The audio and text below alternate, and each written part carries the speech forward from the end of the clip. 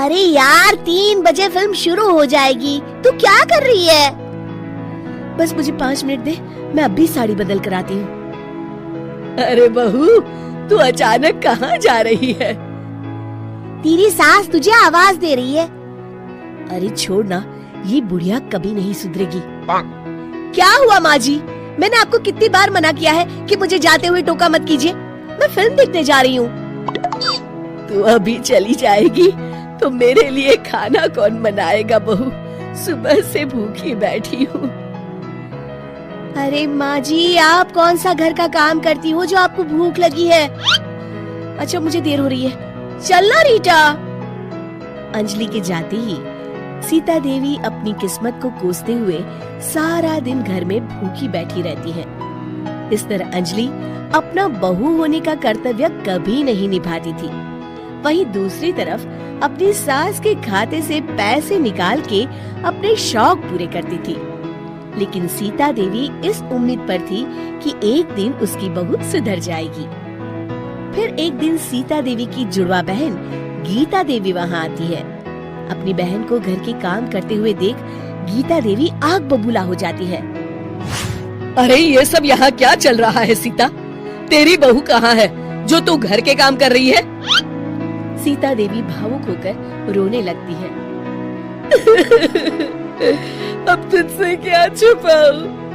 तेरी बहू रत्ती भर भी मेरी इज्जत नहीं करती। मजबूरी में मुझे घर के सारे काम करने पड़ते हैं। वो तो बस सारा दिन अपनी सहेली के साथ सैर सपाटा करने में लगी रहती है।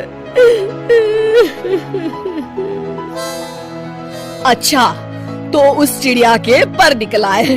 तू चिंता मत कर, मैं ऐसी कई बिगड़ैल बहुओं को ठीक कर चुकी हूँ। अब मैं इस चुड़ैल से निपटूंगी। तू कुछ दिनों के लिए मेरे घर चली जा, मेरी बहू तेरी अच्छी देखभाल करेगी। फिर दोनों बहनें आपस में साड़ियाँ बदल लेती हैं और सीता देवी अपनी बहन के घर चली जाती हैं। देर रात अंजलि जब घर आती है तो अपने कमरे का नजारा देख उसकी आंखें फटी की फटी रह जाती है। हे राम, मेरे कमरे का एसी कहाँ चला गया? और मेरा 56 इंच का एलईडी टीवी कौन ले गया? अंजलि तैस के साथ अपनी सास के कमरे में जाती है। तभी वो देखती है कि उसके कमरे का एसी और टीवी उसकी सास के कमरे में लगा है और गीता देवी आराम से एसी की हवा खाते हुए सास बहू सीरियल का मजा ले रही है। अच्छा, तो ये सब इस बुढ़िया की कारस्तानी है। अभी इसे बताती हूँ। ये सब क्या है माँ जी? आपकी हिम्मत कैसे हुई मेरे सामान को हाथ लगाने की? क्यों बहू, ये सारा सामान तूने तेरे पिताजी के पैसों से खरीदा है क्या? है? लगता है तू भूल गई कि ये सारा सामान मेरे पैसों से आया है, इसलिए मैं अपनी सारी चीजें अपने कमरे में उठा लाई। तुझे कोई एतराज है? चल जा यहाँ से, सीरियल का मजा किरकिरा मत कर। गीता की बातों का कोई जवाब नहीं बनता देख अंजलि अपने दांत पीस कर रह जाती है। अगले दिन रीटा और अंजलि शॉपिंग पे जाने की तैयारी करती हैं। अंजलि जैसे ही अपनी स्कूटी पर बैठती है तभी गीता देवी स्कूटी की चाबी निकाल लेती हैं। अरे, ये स्कूटी कहाँ लिए जा रही है? ये भी मेरी कमाई की है। माँ जी, ये तो आप हाथ कर रही हैं। मैं बाहर पैदल जाऊंगी क्या? हाँ, पैदल जा। वैसे भी तुझे घूमने का शौक है, मुझे नहीं। देखिए माँ जी, इस तरह मेरी सहेली के सामने मेरी बेइज्जती करके आप ठीक नहीं कर रही हैं। आप मुझे अच्छी तरह जानती हैं, बाद में आपको पछताना पड़ेगा। अच्छा, तो तू नहीं सुधरने वाली, मेरे ही घर में मुझे ही धमकी दे रही है।